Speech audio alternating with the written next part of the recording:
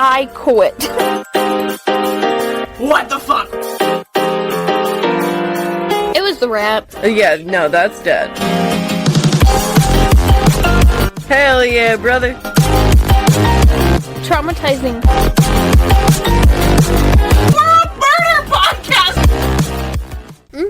Alright, so we're gonna step away from Deorr Jr. for another minute and talk about another case. This case is 8-year-old Samuel Belk. He went missing from Crater Lake on October 6th of 2006. So this is just a giant lake with like a bunch of mountains around it. It's very beautiful. It would definitely be like the background of your Windows PC. Mm-hmm. Me. So Sammy was visiting Crater Lake with his dad, and they were staying at Diamond Lake Resort. And Samuel had some developmental problems, possibly on the autism scale. So they get about a quarter-mile east of the trail that they wanted to go on, and they had parked. I'm not sure if they were taking photos or what, but Sammy had kind of run up this hill. So imagine a highway street that has that little lookout where you can pull your car over to look over the lake, and then on the opposite side of the street was this big mountain that went up. Samuel had run up that mountain. And Samuel's being an 8-year-old little kid that doesn't really know any better. He sees a cyclist and decides he's going to try and throw a rock at him. Oh, So the cyclist is like, hey kid, don't fucking do that, and kind of puts him back in his place. And so his dad notices what's going on because they're fighting, and the dad's like, Samuel, you need to get back down here. So Samuel, and this is my own thoughts, Samuel believes that he's in trouble. Samuel takes off in the other direction. Ooh, that's not good. Oh. He's never seen again. He is still missing to this day. Damn. And this night that he goes missing, not only does it dip below freezing, it snows 2 feet. Ooh, yeah. So no. they're searching as quickly as they can. 25 people are searching immediately, but on day 2, the park services already call it off because they're like, there's no way that he lived in these conditions. Yeah, definitely not. Or if he did, he would have had frostbite. So at this point, we get introduced to, I'm going to say his name wrong and I don't care, Cal Salzer, who was the Secretary of the Interior from 2009 to 2013. Now, this man is important because they ask him, is there a list of people that have gone missing inside national parks? There has to be. Definitely. No such list exists. Are you kidding me? He's lying. I know it. There is no list of people that have been lost in national parks. There is no file of who is missing in those parks. Nothing. And the reason why this is important is because national parks are federal grounds. Oh. You would still think that the feds would have something like Nope, that. they have nothing. So you can see the hesitation before he answers the question. Like he's doing the politician thing where he's trying to think about how he wants to respond.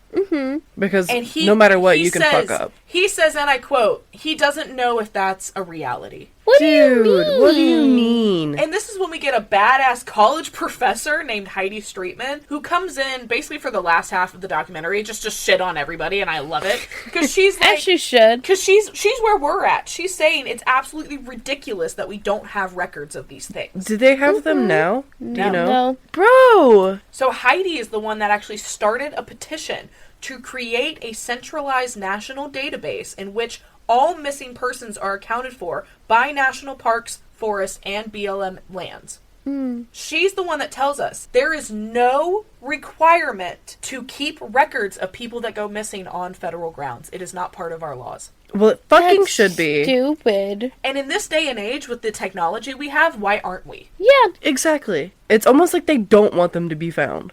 Stop! Stop it! Stop it now! I just Debbie Ryan. Stop it now! But it would make so much more sense to keep records of all these searches, because if someone goes missing tomorrow, you could say, okay, there's also these 10 people that have gone missing in the same area. Might as well go ahead and try to find them too. Well, and not even that, but you have records of, okay, we've already covered these areas in this amount of years. So if we covered this area 6 months ago, maybe we should check the area that we haven't checked in 10 years, rather than starting again at the 6 months ago place. Yeah. There's even a man in this documentary who works in missing people, but he works in like the aircrafts of it. So he's the one that flies over looking for people. And he claims that in all separate counties that there's lists of missing people that make his life so much easier, because he's not just looking for the one person who's gone missing. He's looking for every person that's gone missing in this area. Yeah. National parks are the only place in America that doesn't have these lists. That's so dumb. Even Walmart has lists. Exactly. Yeah. So why wouldn't authorities want to come clean with all all of the information and give you the most important information, not only to protect yourself, but the other people that are inside these parks. They have no reason. I'm also assuming that Stupid. when they're looking for these people, they're using, like, the heat guns as well. Because even if a person is dead, I would assume that their body temperature would be different from their environment around them, right? Not unless they've died within a certain number of hours. Because once you go into rigor mortis, which is normally around 6 to 8 hours after you die, your body temperature is whatever temperature is around you. Because your blood is no longer keeping you warm. Okay. So the National Park Services turned down repeated requests to be interviewed for this documentary. Crater Lake today is still a tourist destination that Sammy has never been found in. But if more people knew about Sammy's destination, maybe the daily visitors would keep their eyes out for him. Yeah. Yeah. Most people do believe that he was covered up by snow during the night and later eaten by an animal, but it has never been confirmed. None of his clothing has ever been found. He's never been seen. He vanished. You would still see, like, bones, or at least blood, or something. Yep. Even like a shoe or a hat in the Yeah. woods.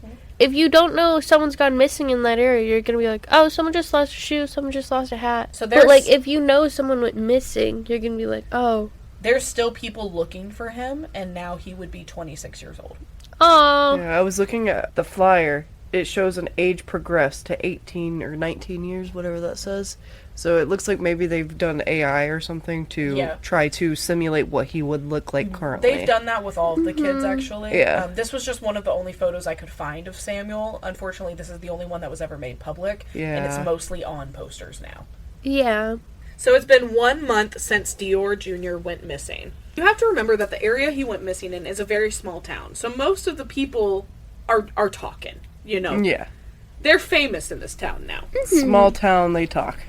It got so bad with all the small town small talk that they believed that the local restaurant owner kidnapped him and had something to do with it because she kept spreading tea. I would be the restaurant owner. Some people believe that Deorr Jr. didn't go missing at the campsite. They believed that he was already dead and the camp was a setup. Oh. So they believed that he was either killed right when they got to the camp or before it, and then they paid somebody, like the restaurant owner, to hide his body, and then used the camping thing as a cover-up to say, well, he's lost in the woods. That's such a stretch. Yeah. I don't think that's what happened, especially with how the parents react, but I have a little more information about the parents that might sway opinions. We'll find out. That's crazy. She gossiped too much and they went, oh, so you killed her. Don't worry. The police looked into her and they did clear her. Good. Crazy. She's my icon, actually. They went, everyone's a suspect, including you, who had nothing to do with it. Well, and because all the media is like, well, was he even there? Isaac comes out and he's like, no, the kid was definitely there. Like, I saw the kid. Yeah. I had never met the kid before and I remember it. Yeah. But we hear everything from, like, a local sex offender took him to a trucker picked him up to fucking Bigfoot took this kid, okay? Oh. Every theory is being sought after. Everything, anything and everything. At least they're actually, like, putting in the work to find him. Yeah. Yeah. So there's even Facebook pages about him. So anytime anything is posted, even if it's a simple podcast episode, they will repost it on the Facebook page. Oh. Now, a lot of it is positive, and it is just looking for the sun. But there are some pages that are extremely negative and causing more harm than good, to the point that Deorr Sr. became suicidal over some of the things that they were saying about him and Jessica. Oh. And the reason why they're so weird about the parents is because in the first 3 months after Deorr disappeared, they did one news interview. That was it. And everyone and their mom wanted to report on this. They had Nancy Grace for an hour, Good Morning America, all these very famous channels wanting to interview them and find out what happened. And they declined it every time.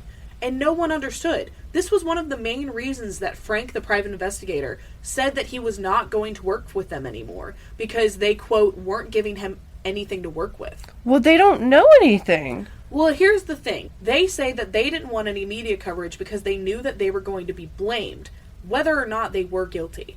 Because that's just how this works. Everyone's going to think it's the parents. And they don't want all of this publicity to be on them. They want the publicity to be on their son. Yeah. I get it, because, like, going on the news and talking about it, yes, it shares more awareness. Yes, it'll have more people thinking about your son. And then they'll still think bad things about you. Of course they're going to, no matter what. If you do that, you lose time searching for your kid. Yeah. Well, and that's the other thing. They do come... They have an interview with the documentary crew at one point, and they do say, all these times that people are asking why we aren't doing anything, we are. We're out there looking for our kid. We're just not publicizing it. Exactly. So everyone thinks they're doing nothing when they're not. Yeah. So remember Kelsey, Jessica's best friend? Mm-hmm. Here's Kelsey and her kids, which they actually do a really smart thing by bringing her kids in. And I don't think it was necessarily on purpose. I think she genuinely just, like, called her kids into the room and, like, pulled them into her lap. Yeah. But it's showing you, like, how tiny Deorr would have been. Because you're seeing this kid that's the same size as him. Yeah. And it's really putting a perspective on things. So while she's doing this interview, they're interrupted. I don't know if it's, like, her mom or if it's someone part of the crew. But they come into the trailer and you can hear them, like, knock on the door and open it. And they say, quote, Jess has been texting. I'm not sure she's happy about what's going on. Oh? Oh. Does she mean, like, the Interview? interviews and stuff? Yes. Oh. And of course, I will say this, which they say in the documentary, but I think it's well worded.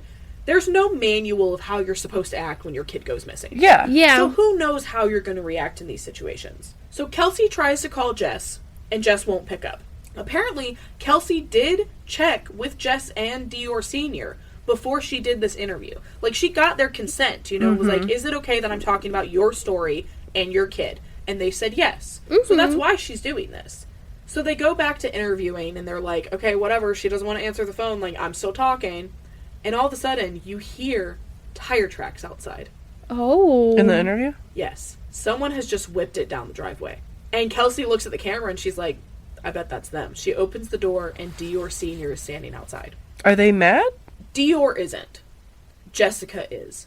So Jessica's not there. So immediately Kelsey comes out and she goes, what the fuck is going on? Like, you can hear this. They're still filming the couch, but you can hear this interaction outside. Yeah. Because Kelsey is still wearing a microphone. So Deorr says, I don't know what the fuck she's doing. She's having a fucking conundrum and everything was fine today. And Kelsey's like, dude, I called. I made sure this was okay with you. Like, I don't understand why this is happening. Yeah. And he's the one telling Kelsey, like, you did nothing wrong. You asked us. It's okay. I bet she got permission from him. She didn't want her to do it. Well, then Deorr comes in. This is the only interview you have ever seen of Deorr without Jessica.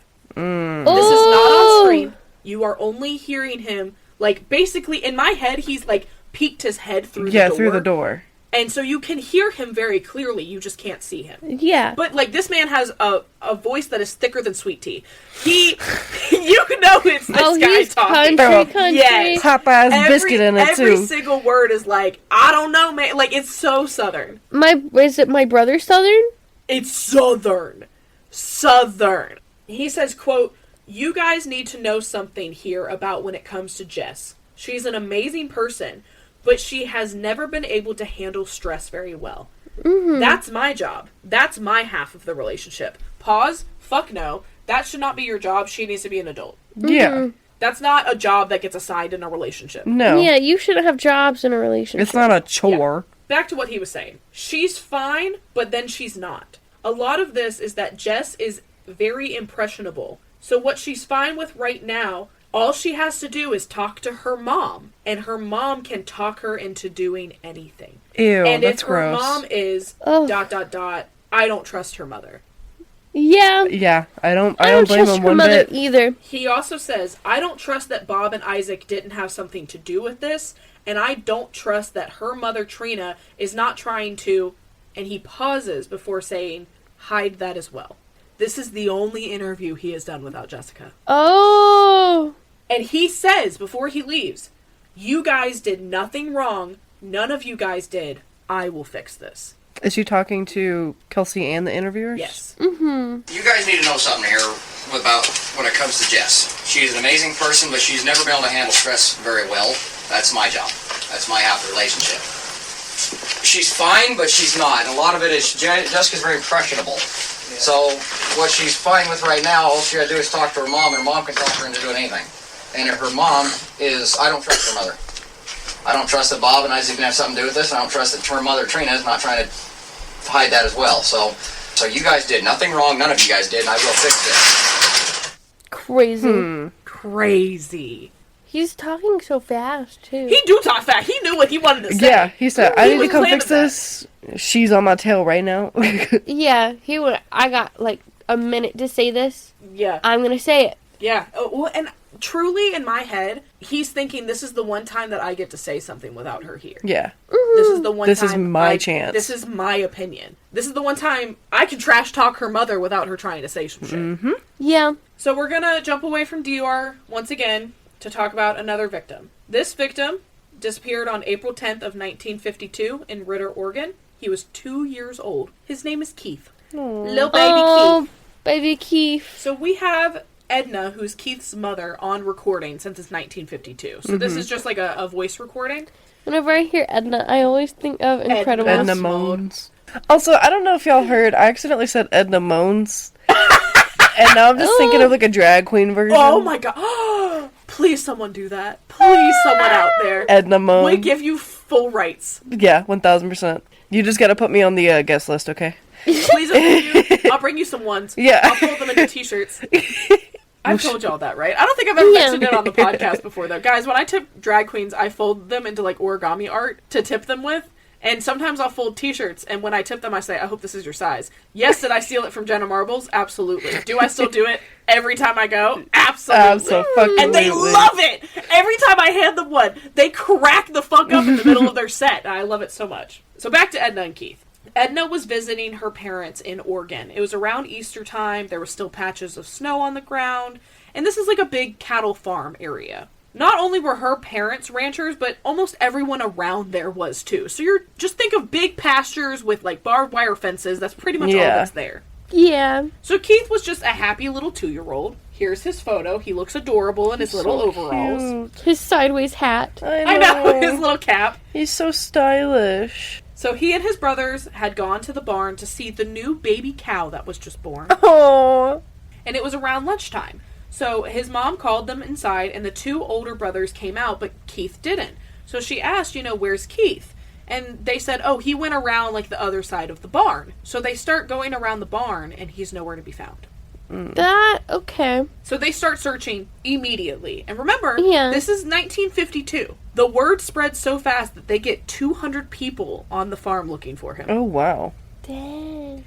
And, they're saying, like, search and rescue wasn't a thing at this point. But they knew to get all these people, and they would walk just far enough that you could still hear each other speak, and that's how they looked. So rather than do the arm chain that we have nowadays, this was how they were looking. Like, if you could hear them talk, that's how far you can go. That's honestly kind of smarter. So they searched throughout the night, and Edna didn't really find much, nobody did, until they find his footprints. And they're very far away from the farm. It looks like he might have followed, like, a herd of cattle and just walked with them. Yeah. Because the journey from where the farm is to where his tracks are found is 3 miles. I just cannot 3 believe miles. these tiny little kids can walk that far. No, I know, because they yeah. even say that he was so young, he still had that, like, stiff, clumsy walk. Yeah. Oh.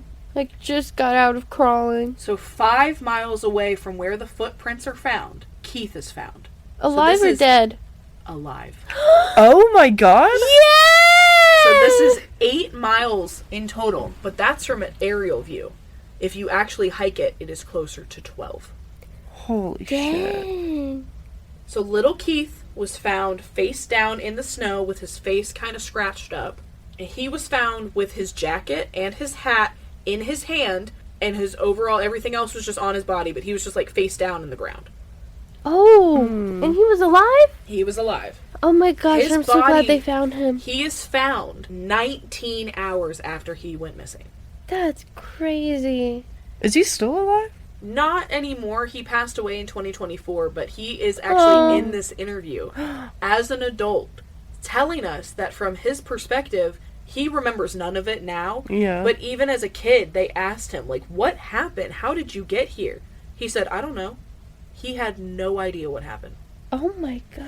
And his parents didn't want to freak him out further, so they weren't like, oh my god, what happened to you? You're here, oh my god. Like, he was already scared. He had been gone for almost 24 hours. So they don't want to traumatize him more, but they're also like, dude, what happened to you? The only explanation he gave, he claims that the scratches on his face were from the cat, which doesn't make any sense. Because the cat was at the farm. He wasn't there. Yeah. So Les Stroud is back, and he actually goes back to the exact area that this 2-year-old went missing. And he hikes the same trail that this kid would have had to hike. Now, it's not like he went 8 miles or 12 miles straight in a line. He went in kind of a triangular shape. So he went he went right from the barn about 3 miles and then turned and started going left for 5 miles. So he basically made a triangle. Yeah. So from hiking this area, you have to go through barbed wire fences and thick-ass brush that is so thick, Les Stroud even said, like, I can't get through this.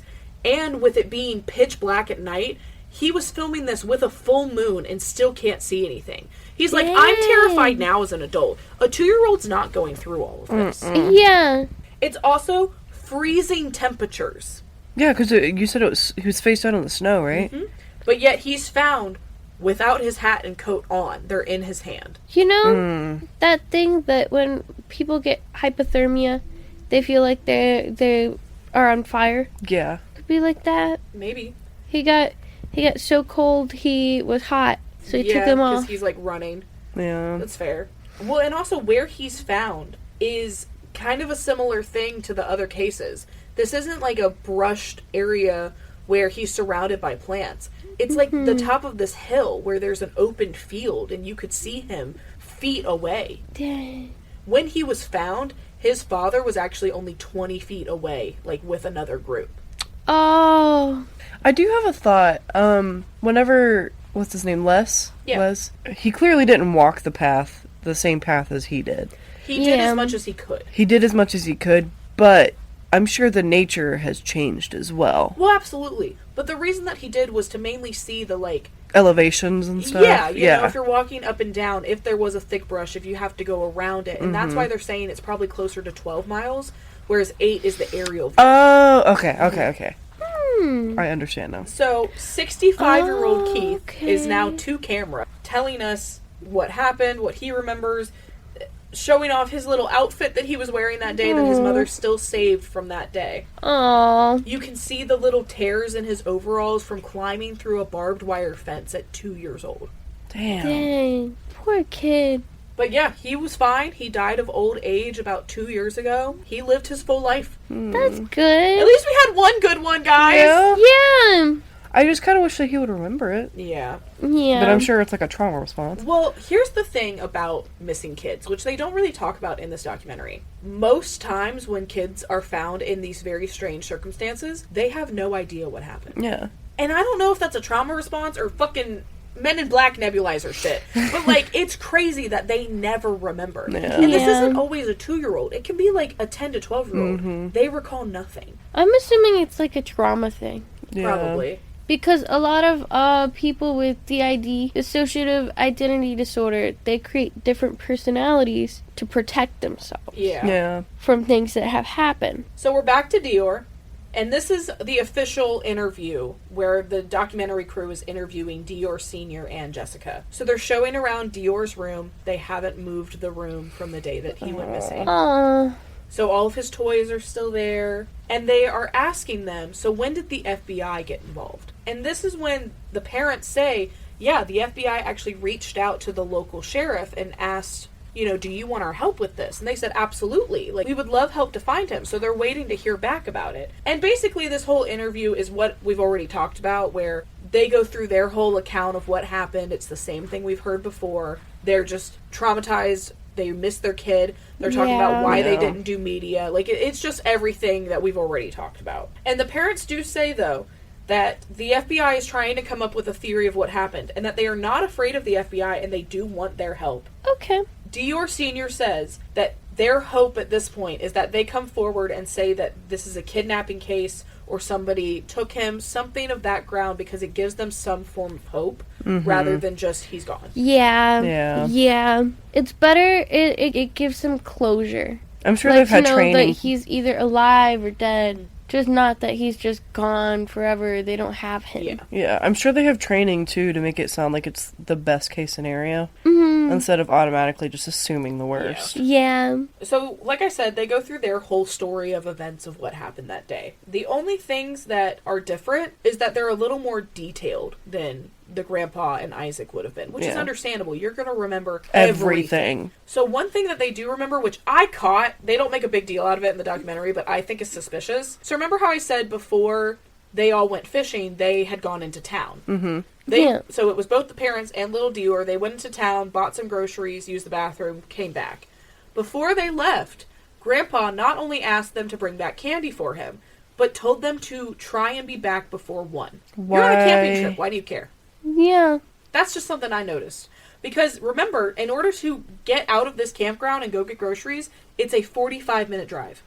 To get out of the campground? And get to the grocery store. Dang! He was probably worried about the time because of, like, it being at night and you can't see the trail as well, maybe? But here's the thing. When they arrived the night before, they arrived at night. Well, maybe it's because he wasn't with them for the grocery store trip? I don't know. That's suspicious. That's weird. Yeah. So Jessica is the only one that takes the documentary crew back to the exact campsite. So this is where she's showing how everything looked, where she was, and this is where we get her account of, you know, being on the river and hearing that Isaac walked past her and all those other things that just didn't really match up. Yeah. We hear all of that now. So this is when she also tells us that before she went down to the river, she looked at her grandfather and said, "Is it okay to leave little man with you?" He said, "Yeah, he's fine. He wants candy anyway." And the amount of times that this fucking grown-ass man brings up the fact that this little kid wanted candy, I want to take that Snickers and shove it down his throat so hard. Yeah. Why the fuck do you care? It's a 3-year-old! Why wouldn't he want that? 2-year-old! Why wouldn't he want that? Yeah. But also, like, you're eating candy too. Yeah. And you're like, how old? Old enough. Old enough. You literally asked them, hey, go to the store, buy candy so I can give it to your child. This is so mean. In my head, they have, like, the same thoughts. You know? Whenever, like, you're a kid and then you get old, you kind of revert back to that, like, kid. Like, you start off in diapers, you end in diapers. Yeah. Like, Look, that's so true, because one of the other reasons that they wanted to kind of leave Deorr behind with Grandpa was because it was his nap time. So, like, Deorr was getting tired anyway, and that was why they were... I know, such a parallel between the grandpa, right? Grandpa's nap It's time. like nap time. But that's one of the reasons they wanted to leave him there, because they knew he was going to be tired. They don't want to They don't want to walk around and go down to the stream. And that's another reason why I personally believe that they did go into the trailer. Because what if Grandpa said, let's go to bed, put him in there, and then, like, this is gone. Or Grandpa went in there to, like, get the bed ready, came back out, Deorr's gone. And he's just hiding that fact. Mm-hmm. Huh. Well, yeah, that makes sense, actually. He never admits that he went into the trailer. But he had to have. Otherwise, like, you would have noticed something. There's no, this is 2015. I guess he could have had a phone. But Grandpa like that, he had a flip phone. Let's be honest. 1000%. If anything, he's playing Snake. So I'm like, it's not like you're on Instagram getting real distracted. Like, where did this kid walk to? This 2-year-old toddler stumble that you're not hearing the branches breaking, the leaves crackling, that you don't even know a direction on which he went. Yeah. Mm-hmm. And it sounds like their campground was, like, covered in grass as well, so you would hear the stomping on that grass. Yeah. Especially in his shoes that are too big for him, it would make a bigger sound, you would think. Well, and like I told y'all, Jess was down by the creek, and Deorr Sr. is the one that went back up to get little Deorr. So he's the one that's arguing with Grandpa, being like, where the fuck is my son? Yeah. So that's not his grandpa he's arguing with. Mm-hmm. That's Grandpa-in-law. And they're the ones that are having a screaming match before he comes down to get Jessica. So Grandpa's just trying to claim, like, well, the last time I saw him, he was next to this small little pine tree. Do you know how many fucking pine trees there are? That is not helpful. Also, it doesn't make sense because this pine tree was closer to Jessica than to Grandpa. Jessica would have seen him. Yeah, 1000%. That would mean that either he went down towards the creek where they would have seen him. He went down towards the road, which Deorr Sr. would have seen him when he went to call the police. Yeah. Mm-hmm. Or he went the opposite direction and went into the woods, which he couldn't have gotten far because it's up a mountain. I just had a thought. So, Grandpa, he would always go camping there, right? And did you say anything about him liking to go fishing? Yeah, he loves fishing. That's Why like his didn't thing. he go down with Frank? Yeah, it's... What? Who the fuck? Isaac. Who the fuck's Frank? Oh, the Frank's the detective. investigator. I was like, Yeah. Frank? Isaac does look like a Frank. He kind of does. Why didn't he go down there with Isaac? Because that was, like, Maybe the whole 'cause- fucking point. Maybe because he had already gone fishing. Like, he had already caught a bunch of fish. And that's the reason they went down there. It's like, while the parents and little Deorr were gone, Isaac and Grandpa were down fishing. So they were back up at the campsite when the parents got back. And Grandpa's like, we caught all these fish. Deorr Sr.'s like, no the fuck you didn't. Show me where you caught these. So Isaac and all of them go back down while Grandpa is still up at the top. Mm-hmm. So, I don't know, maybe it was Grandpa's nap time. Yeah. And fair. he was tired. But another thing to think about is that apparently that day, weather-wise, it had just rained, but then got really hot. Like, you know how it does in Georgia. Yeah. So, Deorr would have taken his jacket off because it got really hot. Yeah. Why didn't they find his jacket? So, as they are filming all of this, the documentary crew is filming a shot outside of the sheriff's office. Just like, you know, extra filler. And somebody walks by. You never see them, you just hear them. But somebody walks by and says, are y'all the newspaper? Like, why are y'all filming? Mm. So they're explaining, oh, we're making a documentary about a missing little kid. And the guy goes, well, the parents killed him. Duh. And the crew goes, you know about the case? And he said, oh, I know about it. Guess what? He didn't wander off and disappear. That doesn't happen. And this guy just walks into the sheriff's department, and that's it. But they said, our footage in the documentary Just walks like straight in. Yep. Just dang. So, like, you see the back of his head, but that's it. But immediately they're like, oh, about this missing little boy. Everyone in this town is like, well, I know that case. Mm-hmm. Dang. I would be following his ass into the sheriff's department. Right? I don't think the parents killed him. I think grandparents killed them. Yeah, I'm suspicious of the grandpa. Mm-hmm. Same. So there's 1,600 cases of people going missing every single month. Oh, wow. Dang. And so this is when Heidi comes back in towards the end, who was the lady that was like, why the fuck don't we Love her. have, like, regulations on this? And she says a great quote. You have to think beyond the bounds of what's normal for this. You can't think this is an animal or this is just someone attached. Why is this happening so often? Something is going on. It's suspicious. The search and rescue girls that were in the start have been following us throughout with the rescue dogs. Yeah. They're back at the end, and they're talking about this story. They don't give a name, but it was this 2-year-old little girl that was missing. And they're out there for days looking for her, and suddenly the search dog starts freaking out and whimpering, and they turn around, and out of the fog, this butt-ass naked 2-year-old just walks up to them. Whoa. And they're like, we just walked from that area, like, how are you here? And what's even freakier, as they're telling this story, that search dog is freaking the fuck out. I don't know what that search dog's alert is, but this dog is freaking the fuck out as the story's being told. Oh, wow. God. So 2 weeks after the crew interviews the family, the FBI talked with the county sheriffs, and they said they found nothing to indicate that a crime occurred and would not be taking over this case. During the crew's investigation, they requested a list of the missing people from national parks. They were told that no such list existed, and to deliver one would cost $1.4 million. Oh my god. It is suspected that 1,000 to 2,500 people go missing in national parks every year. Why isn't this a thing?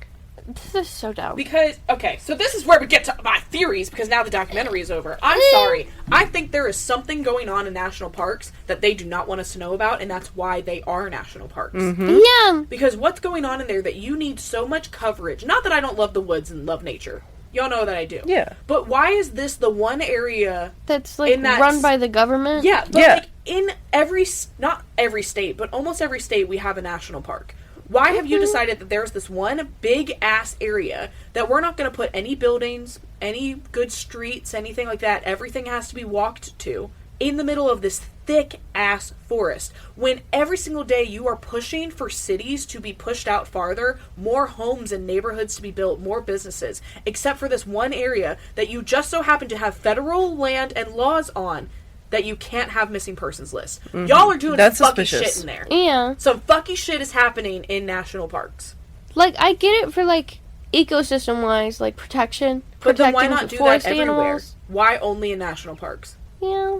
And there's so many theories. This episode would be 5 hours long if I went into all of them. But there's basically a large theory that, like Danny said, there's a civilization living in all of these national parks that basically don't have any laws and they do what they want. And so it's thought that these children mostly are being taken in by these people and either die of natural causes and they place the remains in a somewhat nice way, either to be found because they know where they're going to be looking, or just in a like burial style. Yeah.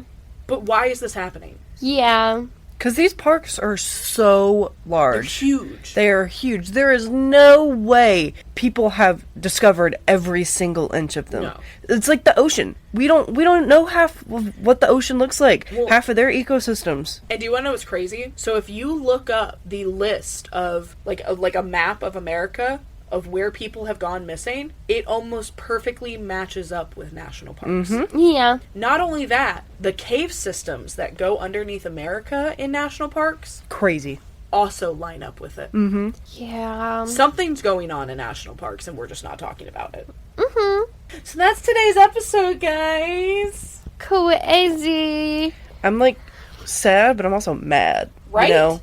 Like, there's some stuff going on that nobody's talking about. I love Heidi because she's literally calling everyone out on their shit. Yes, as she should be. She is, like, the only one, probably not the only one to notice it, but the one that is saying something about it. Well, she Yeah. started a petition to be like, why don't we have this database? Because there's clearly other people that believe this. Well, and here's the shit. This documentary was made in 2016, meaning next year is 10 years since it was made. Absolutely nothing has been done to further this research. No.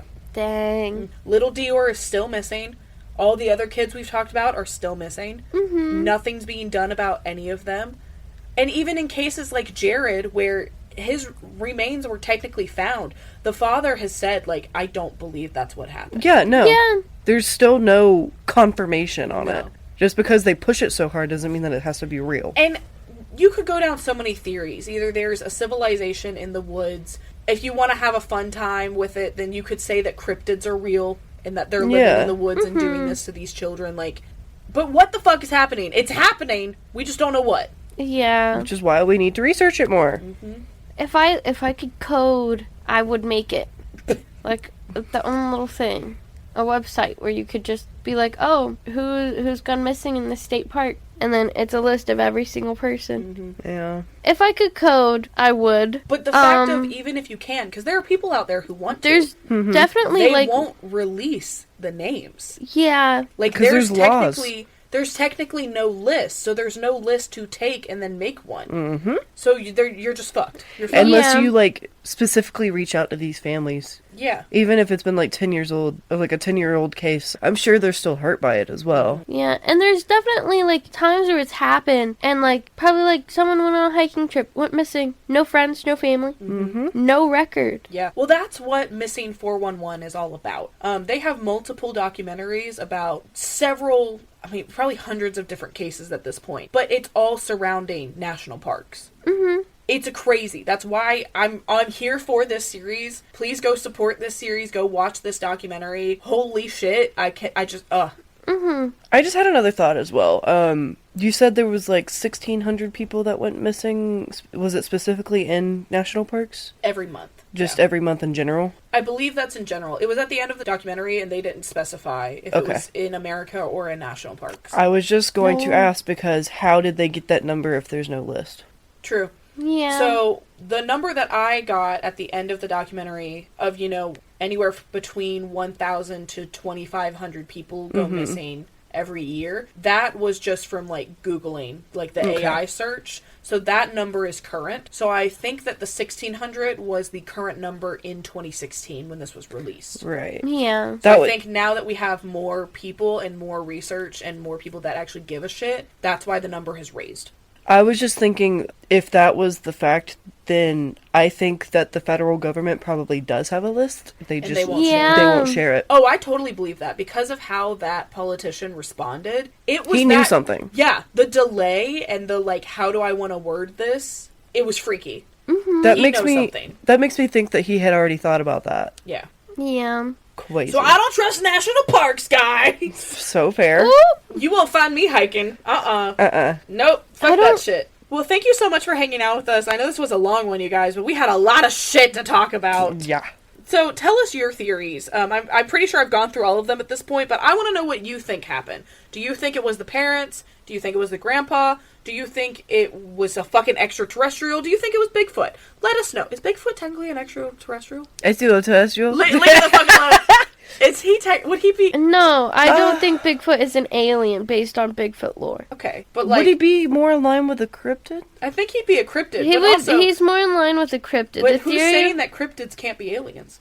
Well, depends Next on the episode. cryptid. Depends on the cryptid. So the thing with Bigfoot is, a lot of people think Bigfoot, someone who hasn't adapted or evolved. Yeah, and they're just living in the... See, the people living in the national parks, it's just a colony of Bigfoots. Exactly. Mm-hmm. They're the ones taking the kids. I believe it. They don't know human ways. You better hide your kids, hide your Bigfoot, because they snatching everybody out here. Hide your wife. Anyway, thanks so much for listening. That was a hard left at the end of this. Yeah. Yeah, Bigfoot's not an alien, I don't believe. Okay, well, let us know your theories. Otherwise, Mothman, maybe. Yeah, we've made this episode long enough. So follow us on all of the things. We have a Discord now. Yay! Come enjoy the Bimbolicious time. Yeah, I'm just sticking with that. Is it cringeworthy? Absolutely. Do I Hell still yeah. love it? Yes, I do. Send us in your requests. You guys, I've actually been covering them, and our list is getting smaller, so we need more of them. We officially have the same amount of requests as we do already covered episodes. Woohoo! Woohoo! And we're trucking through them, okay? Yeah, we are. So follow us on Twitter, Instagram, TikTok, all of the things. We appreciate it. Leave us a review. We actually cry over them, I promise. And with that being said, I'm Audie. I'm Danny. I'm Elise. And this has been Breakfast with Bimbos!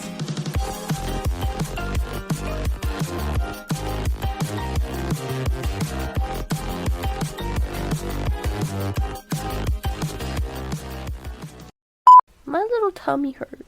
I think that's like the third time at the end of an episode you've said your tummy hurts. Probably. My tummy hurts. You got tummy issues, girl. My tummy just be like, hey, you ate earlier. You shouldn't have. It's called IBS. Don't worry. I Yeah, have it it too. is, actually. Zemieski. Zmieski. Zmievsky. Zmieski. Okay. Zmieski. There's been several times in the woods as a kid. That was not a word. What? So we're back to little Deorr. Why is there a blank slide? Because I forgot to finish the slideshow. Oh! Okay, listen.